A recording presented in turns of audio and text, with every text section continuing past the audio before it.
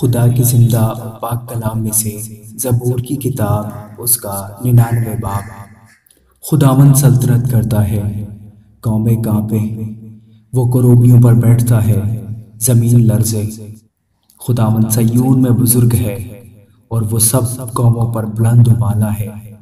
وہ تیرے بزرگ اور مہیب نام کی تعریف کریں، وہ قدوس ہے۔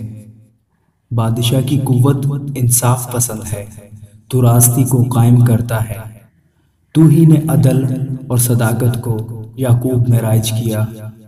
تم خداوند ہمارے خدا کی تمجید کرو اور اس کے پاؤں کی چوکی پر سجدہ کرو، وہ قدوس ہے۔ اس کے کاہنوں میں سے موسیٰ اور ہارون نے اور اس کا نام لینے والوں میں سے سموئیل نے خداوند سے دعا کی اور اس نے ان کو جواب دیا۔ اس نے بادل کے ستون میں سے ان سے کلام کیا۔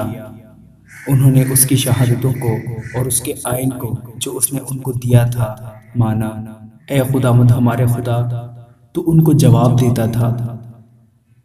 تو وہ خدا ہے جو ان کو معاف کرتا رہا، اگرچہ تو نے ان کے اعمال کا بدلہ دیا۔